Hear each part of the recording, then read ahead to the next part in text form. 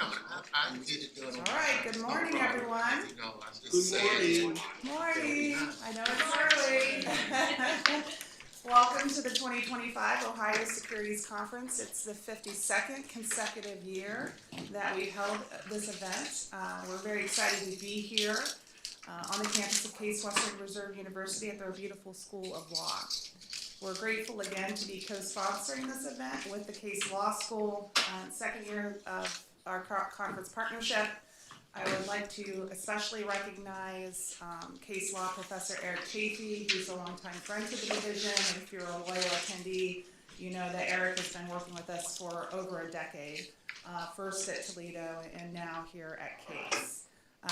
We also could not hold this conference without Case's help and administrative support, so I want to thank Dean Rose, who you'll hear from in just a few minutes, but also want to give a shout out to the administrative support, including Patty Harbold and Eric Seiler, who both put a lot of work into today's event and have been wonderful to work with leading up to the conference today. So a big thank you to Case. I'd also like to welcome some of the law students who are joining us today, both virtually and in person. So for the last 7 years, we've invited students from all Ohio law schools to attend at no charge. We love to see securities, students interested in securities law. It's not something I was really even thinking about when I was in law school. So we like to try to recruit them early and as quickly as we can because they are the next generation of our practicing attorneys. So we hope we see them, see some of them in the audience right now. If you are a student, I would like everyone from the Division of Securities to kind of raise your hand. We have a pretty good showing of securities regulators in the room. Please introduce yourself during a break or during lunch. They're great resources to you. So before we begin, I'll go over some just of the usual housekeeping items. First, we want your feedback. Want to know how we did today so that we can improve the program next year.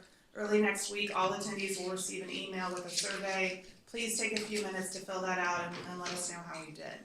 If you registered to receive continuing education credit today, you'll get an email next week that will include a link to fill out for a short form online that will confirm your attendance here, and that's what you need in order to get your credit. So it's really important to be on the lookout for that email. If it ends up in a spam filter, reach out to David Beamel or one of the conference members, and we'll make sure that we get you your credit for attending today.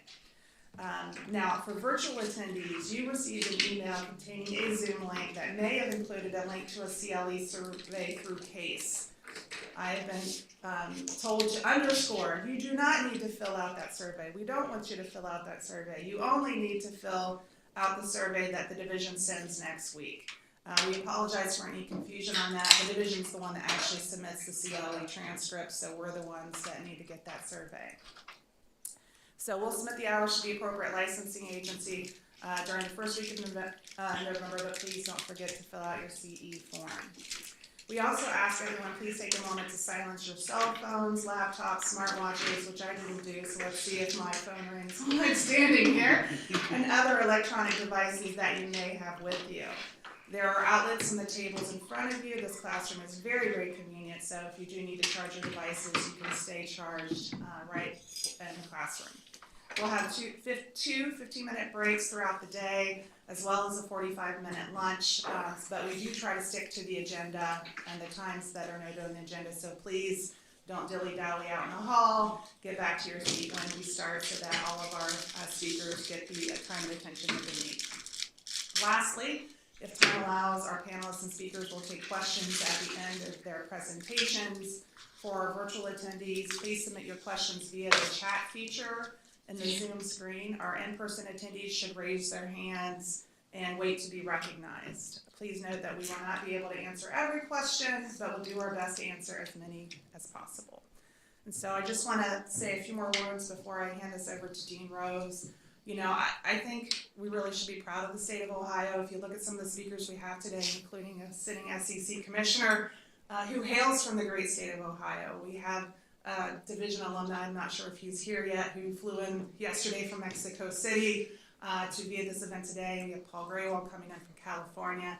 because they really love the state of Ohio. So we have a lot of people from the great state of Ohio doing great things coming here to Cleveland today. So I just think it's, we take a little pride in the Buckeye State today when we hear from our speakers later this afternoon. And with that, I'm going to introduce Dean Paul Rose.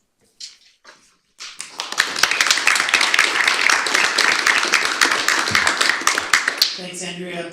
Well, it really is a pleasure to welcome you all here today to Case Western Reserve University School of Law. I have been teaching securities regulation for 20 years, so this conference is well known to me. I think it is perhaps the premier securities conference at the state level in the country, and we are really delighted to host this great group of regulators, industry leaders, scholars, practitioners, as we turn to an area that really is evolving very quickly, digital assets and crypto regulation. So I want to extend some thank yous as well, of course, to Commissioner Andrea Sight of the Ohio Division of Securities for her leadership every year in helping to organize this event. She and her team worked really hard to put on a fantastic event for us. We are really proud to be able to partner with her team in this event.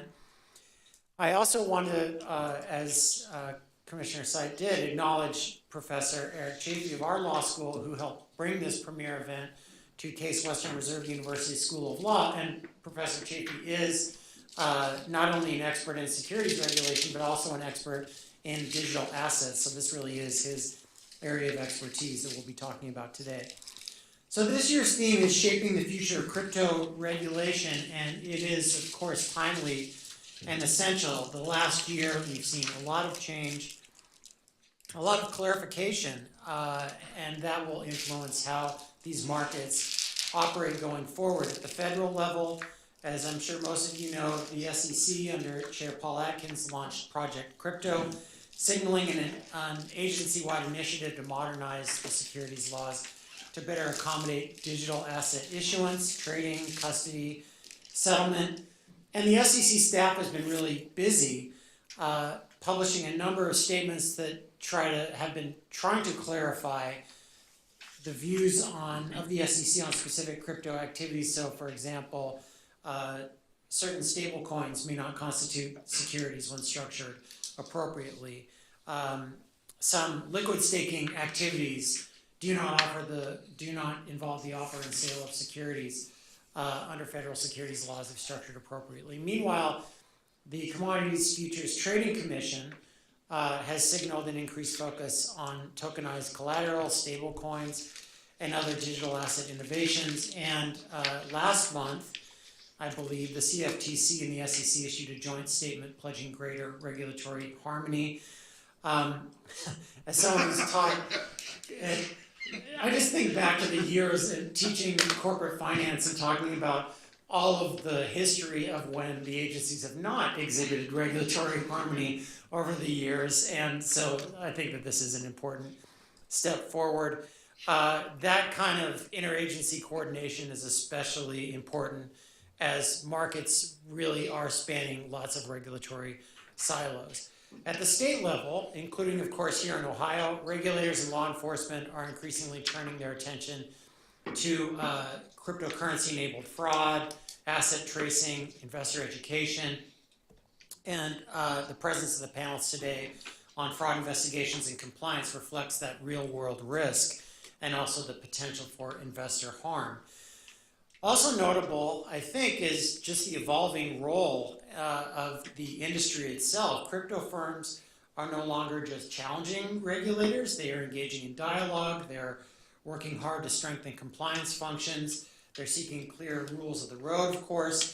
And much of today's program focuses on those intersections of technology, regulation, and markets. For example, our afternoon session on how exchanges are reacting to recent regulatory changes.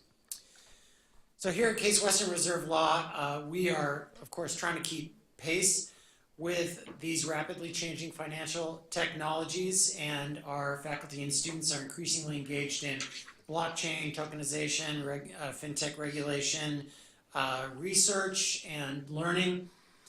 And of course, this conference reflects our commitment to that work. This really is a moment of transition, and the question isn't only what the rules are today, but how they're going to evolve over time in response to changing technologies. And we really want our regulatory ecosystem to ensure that innovation can flourish, of course, while maintaining investor protection. So I hope that the presentations and discussions today will help each of us better understand that balance and the opportunities and challenges that lie ahead. So again, thank you to Commissioner Syke, to Professor Chafee, to Commissioner Peirce, coming back to her undergraduate alma mater.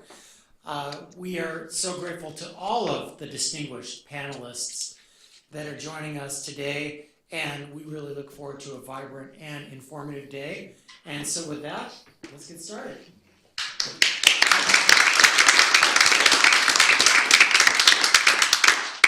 And it is my pleasure to introduce Professor Debbie Hoffman of the Cleveland State University School of Law. She is going to give us a foundation of cryptocurrency and digital assets so that we're all kind of on the same page for the rest of today. Professor?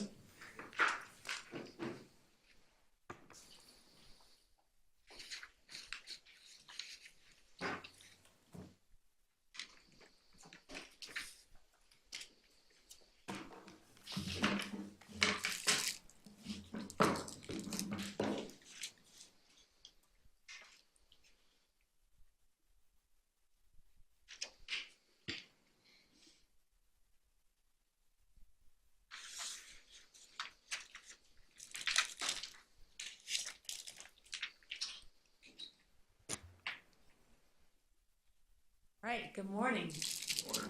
So I am Debbie Hoffman. I'm a professor at Cleveland State University College of Law, a few miles down the road. Okay, so today we're going to take a step back a little bit, just at the beginning, and see where it all began and the foundations of blockchain and cryptocurrency. How did this technology develop? How does it actually work? And how did we get from a niche experiment in digital cash to the regulated markets we see today? So not long ago, we sent money across the world, and we relied on banks and clearinghouses and a few days of waiting. That was just the traditional way of doing it. But then in 2008, a white paper appeared online, written by someone, we don't know who, it could have been a group, named Satoshi Nakamoto.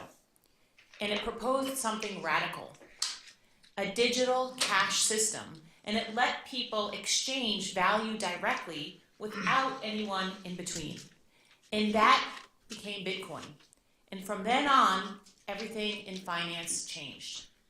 So 15 years later, we're not talking about one coin or one experiment. We're talking about $1 trillion market with thousands of cryptocurrencies, entire ecosystems like decentralized finance, and stablecoins, digital identity, and all of this can reshape how we move money and prove who we are. But as we all know, with innovation comes complexity. There's scams and hacks and volatility and of course regulation. So my goal today isn't to turn any one of you into a blockchain engineer, but just to make this world accessible so that we can explain the technology in plain language and connect the dots and show where the law and technology and markets are meeting right now, especially through we have this new Genius Act. So we're going to start with some of the basics, what cryptocurrency is and how blockchain works, and then we'll explore a little bit more about how regulators and lawmakers are stepping in to shape the future. Okay, so at its heart, cryptocurrency was built to be electronic cash. It's a way for people to send value directly to one another, instantly, without needing a bank or middleman to stand in the way. And what makes it different is that it's decentralized. Instead of one company or government keeping the records, thousands of computers around the world are maintaining this same shared ledger, all agreeing on what's true. It's open source, meaning the code is public. Anyone can look at it, improve it, or even build upon it. So the first experiment, as we all probably know, was Bitcoin in 2009. And from that one idea came a fast-growing ecosystem and the kinds of changes that forced regulators to start paying attention. Those changes are what ultimately drew regulators to take a look at this world and how it should be governed. So here we have a timeline, and it shows a little bit about how we got from concept to global market. And I'll walk you through just what was happening when all this is going on. So in the 1990s, computer scientists began exploring this radical idea. And it was a shared database. It didn't need this central middleman. And the experiments planted the seed for what ultimately became this distributed ledger technology. By the early 2000s, those concepts started taking shape in this peer-to-peer system and setting the stage for everything that followed. And as I noted, in 2008 or 9, Satoshi Nakamoto published this famous white paper, and by 2009, Bitcoin is launching, and the real-world test of one vision, this peer-to-peer electronic cash system, is on its way. In 2010s, we had an explosion of innovation. Bitcoin's early years set the stage for what followed, and that's what you're seeing on this timeline. And then in 2015, Ethereum came into the scene, expanded the playing field with smart contracts, and that's really what turned blockchain from digital money into this full technology platform. By 2017, we had this excitement becoming a frenzy. If you all remember, it was just prices are soaring, markets are crashing, and suddenly everybody was asking each other, what's this thing about crypto and Bitcoin? And so in 2019 and 20, we have stable coins that people are learning about, and it's offering something new, this fact that digital assets are designed for stability, and they kind of bring crypto with traditional finance together. And then in 2021 and 2022, we see some highs and lows. We see some corrections when there were some very, very highs. And it helped us remember that this market is very young, it's volatile, and it's evolving. So here we are in 2025. The conversation has shifted a little bit from experimentation to regulation, especially with this Genius Act, and the first major national step towards a regulatory framework. So just again, showing a little bit of background, how quickly the crypto market evolved. In 2010, as we go from left to right on the screen, we have 2010, Bitcoin stood almost alone. It was a proof of concept more than a market. And then we have these early imitators. We have Litecoin and Namecoin and Peercoin, and are popping up, but Bitcoin's really the main one with real traction. In 2015, we have Ethereum that's changing the game. Like I said, for the first time, we have this programmable smart contract concept. It's transforming blockchain from digital money into a platform for building actual applications. And then in 2020, we have more of the stablecoin rise, like Tether or USDT and USD Coin. And it brings this price stability and creates this bridge between the traditional crypto and between crypto and traditional finance. And it makes digital assets usable for everyday payments and trading. So in 2025, we're now in this layered type of system where we have Bitcoin, the store of value, Ethereum is the traditional smart contract foundation for programming, and stablecoins powering a lot of real-world transactions. So what started as one coin with a few imitators has become this multi-layered ecosystem connecting innovation, infrastructure, and regulation. So what are some of the characteristics of cryptocurrency that are different from traditional currency? Is we have this digital form of payment. There's no physical presence. It's in an electronic wallet. It can be held on exchanges. It can be held in that wallet, or it can also be held offline. It's near real time, and so you have very quick settlement of transactions. It's peer-to-peer, as I've noted. There's no intermediary, which cuts the timing and the cost of transactions. It's immutable. You cannot reverse the transactions. It's the distributed ledger with verifiable records, which I'll talk a little bit more about what's this distributed ledger. And it has this concept of you can enable smart contracts, which allows execution upon a triggering condition. So to understand why regulation has been such a challenge, we need to look at the technology underneath all this cryptocurrency. So blockchain is the underlying technology originally used by Bitcoin. And now we have all these different cryptocurrencies. They do not all use the same exact blockchain. It's the type of technology. So if you think about it, Bitcoin, Ethereum, and all these other cryptocurrencies, they run on their own version of the technology. There's different rules and different designs, but they all rely on this same shared ledger concept. So blockchain is simply a digital ledger. It's a record of transactions that are shared across this network. So the best way to think of it is this. So block A says Amina has an apple. And block B says Brianna has a banana. And she carries forward this block B, Amina's apple. And then we get to block C. And block C says Carlos has a carrot. What else does it say? There we go. And what else? Amina has an apple. Right. And then we get to block D. Hopefully some of you are figuring this out. So we have Darius has a donut, and Carlos's carrot, Brianna's apple, and Brianna's banana, and Amina's apple. Okay. So each new block, it links to the one before it, and it creates this chain that preserves every previous transaction. So if someone needs to go and change something on this blockchain, if you have to go all the way back to Amina's apple in block A, and they'd have to literally unwind every block built on top of it. They'd have to, if you're at D, you got to go back to C, back to B, back to A, and somehow you have to convince the entire network to accept all that is written. So the longer a blockchain exists in terms of periods of time, the more difficult it would be to unwind it. And that's what makes it so secure, because to change anything, you have to unwind all of those blocks and get most of the network to agree, which is actually really difficult in practice. So let's talk a little bit more about this network. And so if we understand that blockchain records information, this is how it fits into the broader landscape of data systems. Over time, the way we organize and control information has evolved. Originally we had all of these central models, and then decentralized and now distributed. So think of it in 3 stages. So a centralized system is that traditional model.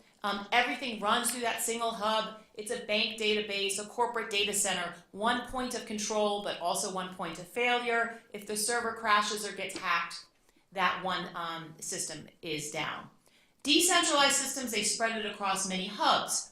That makes it stronger. It's less dependent on one center, but there are clusters of authority that can still fail and be compromised. And then distributed models, what blockchains are aiming for. Every participant holds the same validated ledger. They play an equal role in verifying and recording those transactions. There's no central gatekeeper. It's peer-to-peer instead of what's considered top-down. So how a blockchain keeps itself up to date is a little bit also trickier. So one person or one computer proposes a new transaction, and maybe they send a coin or they send some data that they are proposing to make a change on that ledger system. The network of participants, they check it. Everyone verifies that the transaction follows the rules and that the sender actually has what they're trying to spend. And that's what you see here on that, where I circled that red box, and that's saying the block has broadcasted and everybody has to agree. We're going to get back to that box in a few minutes. We're going to spend a lot of time on that one box, and that's why I circled it. Once enough of the network agrees it's valid, that record gets locked into the next block permanently and in order. And what changes from one block to another is how that agreement, that box or consensus, is reached. Some rely on competition and computing power, that's called proof of work, while others rely on what's called staking and collaboration, that's proof of stake. But the core idea is the same, that the system doesn't depend on one authority, that it depends on many people agreeing on the truth at once. And so consensus is how that blockchain network agrees on the truth without that central referee.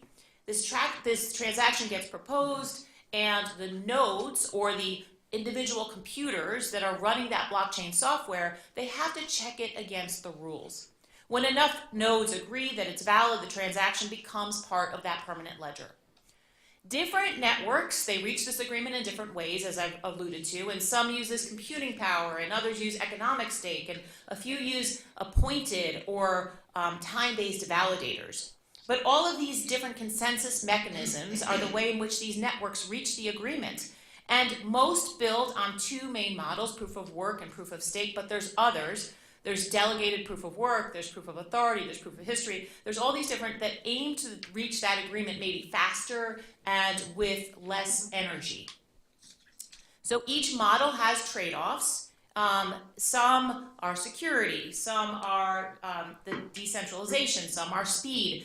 And that's why when blockchains are being designed, choices matter, and it's also really why we're going to talk a little bit more about why choices matter to markets and to regulators. So with that frame, I'm just going to talk a little bit deeper as to the two main types of consensus mechanisms, proof of work and proof of stake. So proof of work, it was the original way that blockchains reached agreement. It's how Bitcoin works and still operates today. In this system, we have specialized participants. They're called miners, and they compete to solve a mathematical puzzle. The first one to solve it wins, and they have the right to add their block to the chain. And once that happens, the rest of the network checks the answers. And if it's valid, everyone's ledger is updated, and the winning miner earns some new coins as a reward. It's secure because an attack would require taking over a majority of that network's computing power. It's a very difficult, almost impossible task. But it's also, as many of you may know, it's very energy intensive and it's relatively slow compared to other options. It was built first with Bitcoin, and it's the foundation for trustless systems. But it also showed some of the limits that newer models like proof of stake try to solve. So with proof of stake, it's a very different approach. And so instead of miners using this energy to compete, it relies on what's called validators or participants who lock up some of their own coins as collateral, and it helps to verify transactions. The network randomly selects one of those validators to propose the next block, and then others confirm it, and if they act honestly, they earn transaction fees or new tokens. But if they cheat, by approving a fake transaction, or by signing two different versions of the same block, or colluding to distort the ledger, then the networks automatically penalize them and they take away part or all of their staked coins. So that built-in slashing mechanism, it keeps the system honest and it makes bad behavior costly. But the model uses far less energy and it can process transactions much faster than proof of work. So here the trade-off is that power can concentrate among those who hold the most stake, so governance and fairness questions are still evolving. Ethereum has made the switch from proof of work to proof of stake in 2022, and that was a milestone because it showed that this model can scale at the highest levels. Whenever we talk about consensus mechanisms, it's natural for regulators to ask, what does this mean legally? So the SEC has paid close attention to how different, and we're going to learn probably a little more about how different blockchains reach consensus because the structure of a network can affect whether certain digital assets look more like securities or commodities. So for example, in proof of work, like Bitcoin, there's no central issuer and no expectation of profit from others' efforts. And so many do view Bitcoin as outside the SEC's jurisdiction. But proof of stake can look different. Validators put up capital, a stake, they receive rewards, they could resemble returns, and it's prompted discussions about whether staking could, under certain circumstances, meet part of that Howey test. The SEC, the CFTC, the Treasury, they've all emphasized that analysis really depends upon the facts and circumstances. It's not the technology itself that is a security or a commodity. So consensus mechanisms began as this technical choice. They've become part of a much broader policy question, and it's really how to apply traditional frameworks to these systems with these no central authority. So now we're going to talk about what stable coins are. And stablecoins are where crypto and traditional finance meet. Stablecoins are cryptocurrencies. They are designed to stay at a stable value. They're usually pegged 1-to-1 with fiat currency, which means in the US dollar. So there's three main types of stablecoins, which I outlined for you here. We're going to go through. The first one is just fiat backed. So there's USDC or USD coin. It's issued by Circle, and there's USDT, which is issued by Tether, and that's the most widely traded stablecoin. They're both meant to be backed 1-to-1 by cash or short-term US treasuries. The next one we have is crypto backed, like DAI or Maker or DAO. And instead of dollars in a bank, it's collateralized with other crypto, mostly Ethereum and USDC, but often over-collateralized to stay stable. And then we have the algorithmic stablecoins. They don't rely on dollars or collateral. They use a software rules, and they use smart contracts to expand or contract supply to hold a peg. But the model is riskier, and the Terra collapse in 2022 is the best known example of that. So the goal across all of them is the same: to combine speed and transparency of crypto with the stability of fiat money, and that makes them far less volatile than Bitcoin or Ethereum and essential for payments and DeFi markets.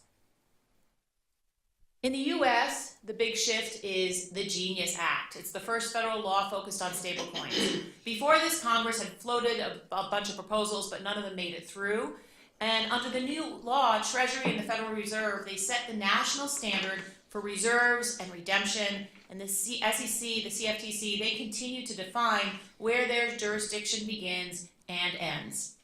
At the state level, we have New York. The BIT license remains the most detailed framework. It requires a 1-to-1 backing and redemption, and other states still rely on money transmitter laws. And so there is this patchwork among states. Globally, the European Union moved with this markets and crypto assets regulation known as MiCA, which already requires licensing and reserve rules for issuers. And the Genius Act really helps the US to catch up, but overlap between federal and state remains and is part of the landscape. So for regulators and market participants, the 2025 marks the first step toward turning this fragmented system maybe into a more coordinated system. The Genius Act is short for the Guiding and Establishing National Innovation for U.S. Stablecoins, and it was passed in July of 2025 with bipartisan support. I'll tell you, when that happened, I can't tell you how many people sent me emails and texts and said, this is big. And so why is it big? And it's big because it's the first federal law to formally define what a stablecoin is and to create this regulatory structure for how they can be issued and redeemed. The Treasury Department and the Federal Reserve take the lead on supervision and setting reserve and redemption requirements, as I noted, and the Act clarifies the roles for other state regulators, the SEC, the CFTC, and states. And basically it says to reduce the gray area we've seen over the last decade. It creates issuer pathways for banks and non-banks and fintechs, while establishing consumer protection standards for transparency, for audits, and for reserve composition. There is a 3-year transition period. It gives issuers time to align with this federal oversight, and it moves stablecoins from a largely unregulated experiment to part of the U.S. Formal financial system. Those stablecoins show how crypto is becoming part of the regulated financial system, but not every blockchain innovation is about money. Some are about ownership, and that's where NFTs come in. So NFTs, or non-fungible tokens, are digital assets that represent something unique, a one-of-a-kind item that's recorded on a blockchain. Unlike Bitcoin or stablecoins, where every unit is identical, each NFT has its own identity, and it's a distinct code that proves authenticity and ownership. They first took off in art and collectibles with those record-breaking auctions, perhaps we remember from 2021. There was Beeple's $69 million sale at Christie's, to the viral NFTs like NBA Top Shot and Jack Dorsey's first tweet. But the technology now extends way beyond that there's gaming, event tickets, intellectual property, and my favorite, real estate records. So legally, NFTs raise fascinating questions about what ownership means, how rights transfer, and whether certain NFT projects might qualify as securities. After that initial boom and crash, the market stabilized a bit, and regulators are now focusing on disclosure, consumer protection, fraud prevention, rather than just saying we need to ban this technology. So really, NFTs are the story of blockchain meeting creativity and commerce. It's a maturing space, and it's definitely shifted from hype to some real world use cases. Let's talk about some federal and state lawmaking. So as blockchain has expanded beyond finance into those areas like NFTs, and it's also expanding into identity and supply chains and so many other areas, regulators are under pressure to catch up. And so on the federal side, the biggest milestone we've talked about here is the Genius Act, that first national law governing stablecoins. But Congress is not stopping there. There's the Clarity Act, which has passed the House in July 2025. It's now pending in the Senate. It aims to go further, classifying digital assets beyond stablecoins and drawing a cleaner jurisdictional line between the SEC and the CFTC. It's intended to complement the Genius Act, is a part of a broader federal framework. Meanwhile, the agencies do navigate overlapping authority. The SEC maintains that many tokens function as securities. The CFTC asserts jurisdiction where tokens act as commodities or underpin derivatives. And this Genius Act has the Treasury and the Fed now overseeing stablecoin issuance and reserves. We also have case law that's shaping the landscape. In the SEC versus Ripple in 2023, the court found that Ripple's institutional sales of XRP token were securities, but sales on public exchanges were not.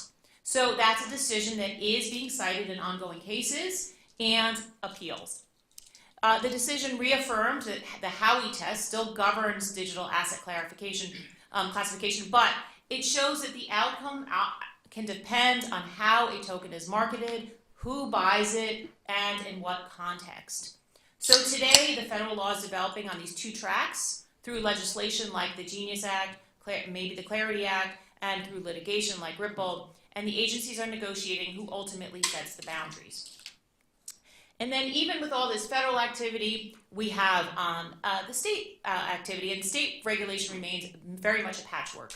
So New York is the strictest with its BIT license framework and detailed oversight of stable coin reserves. Wyoming would take the opposite approach. It's very innovation friendly. It's the first state to recognize DAOs, DAOs, or distributed autonomous organizations as LLCs, and to authorize special purpose depository institutions for digital assets. We also have California through its Department of Financial Protection and Innovation, DFPI, and it applies a strong consumer protection lens, and it's been active in guidance and in enforcement. And then here in Ohio, which will probably be much of the discussion today, businesses generally operate under existing money transmitter laws. The state briefly experimented with accepting Bitcoin for tax payments in 2018, but that pilot ended. And for now, companies still register under traditional frameworks. We do not yet have a dedicated crypto regime. Enforcement approaches also vary, and we'll hear probably more about that today. Some states pursue aggressive action while others prefer this negotiated settlement over litigation. The best way that I find to follow it is through state trackers. And so I gave you a couple links here to two that I have used, the NCSL database or Bloomberg's Lost survey, which is sometimes a little more up to date, but they capture ongoing legislative changes. And so it's just, it's a good idea to check in from time to time as you're looking at the survey, the landscape of states. So where does that leave us today? Let's wrap up with some big picture items. Stepping back, crypto today is far more than Bitcoin. It includes Ethereum, stablecoins, NFTs, and increasingly tokenized assets. Blockchain technology underlies it all. Consensus models like proof of work and proof of stake, they continue to evolve, but they're no longer the main battleground. The SEC's focus has shifted towards token sales and how assets are marketed and used. The Genius Act marks a major milestone, the first federal statute to directly address stablecoins and set national standards. Federal and state overlap will continue to matter. States like New York, Wyoming, and California are moving ahead with their own approaches, while Ohio and many others are still applying existing financial laws. So in blockchain's practical limits of the energy use and transaction speeds and infrastructure, they remain even as regulators are trying to keep pace. So where this leaves us is a market that's maturing fast. The Genius Act provides that starting point for this national framework, but state incentives, agency enforcement, other types of initiatives, court decisions, they're still defining the edges. It's an evolving landscape, and that's what makes it so dynamic and interesting. The law is catching up in real time, and the people in this room, the regulators, attorneys, policymakers, we're the ones that's shaping what comes next. So here, if you want to dive a little deeper, there's a short list of some readings for anyone who wants to learn a little bit more specifically about the Genius Act, stablecoin policy, or other developments. And finally, my contact information, should you need it. I'm always happy to continue the conversation. Thank you.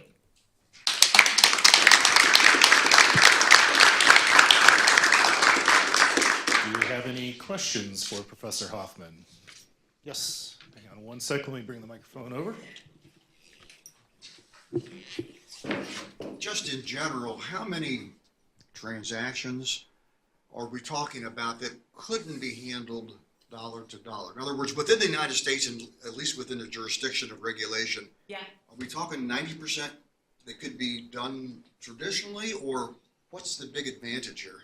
So, like I noted, there's so many, but transaction speed and time, it's transparency, it's applicability to people that can't always have be able to do that fiat currency exchange. So there's not a number I can put on that question. So the true crypto and blockchain believers believe that we can get to 100%. So but it's about accepting that this is a new model, and so it's a very, very low percent today, but that's just because people are used to traditional ways of doing things. Yeah. Well, for example, I don't participate in currency exchange transactions on a day-to-day basis. Well, do you, when you leave your coat at a coat check, do you tip that person? Well, that's a personal question, but I'm assuming you tip that person and you probably give them $1 or $2 or $5, whatever it is. You could do that in cryptocurrency, theoretically, right? Yeah. I might just add on to that. It's not really theoretical anymore. Transaction settlement volume in stablecoins last year exceeded Visa and MasterCard settlement volumes. This is very large and at scale already. But I'm hearing the foundation was exchanges, a currency exchange. It was kind of a creation, but yet I'm just wondering how many involve cross-cultural, cross-country exchanges. So it's not necessarily everybody in this room in terms of how it really could enhance our everyday life to day to day. But to go across borders, to be able to have real-time, fast transfer of something of value is what I think is one of the greatest benefits of it. But it does trickle down to everybody here in every transaction you do day to day. It's just not a necessity for us. It's much more of a necessity for people that don't have, access to our currency. Right. That's my opinion. I think there's probably gonna be a lot of other opinions in this room. Any others? Okay.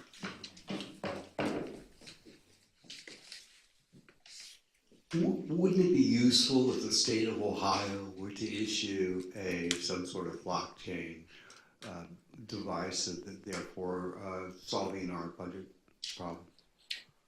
I'm not sure if We don't have budget problems in Ohio. That's in the federal level. Yeah, I don't think I'm the expert that should really debate that one. But so when you're talking about just wouldn't it be useful to have a blockchain type of technology that would help in I mean it can help in so many areas. Backed by the state of Ohio. Yeah, so yes, any kind of I would say general guidance in this area is helpful, but you also don't, I mean, there's some states that have gone overboard a little bit in their guidance. So it's tricky. And then you also, like I said, there's an interplay between federal. So I'm sure there will be much conversation about that today, but generally I would say, without knowing much detail of what you're asking, generally I would say yes. Do you foresee a time when fiat currency goes away? So I used to. I'm not quite as optimistic as I used to be. I do think there will be a mix for a long period of time before people get really comfortable with that. But I was talking to one of my classes the other day and talking about blockchain and cryptocurrency, and I would say 100% of my students were excited and talking about it. And then I was talking to just a friend having dinner, and she really didn't know what crypto was. So I think that it's a evolving thing, and it might take a few generations to get there. Any other questions? None? Thank you, Professor Hoffman. Thank you.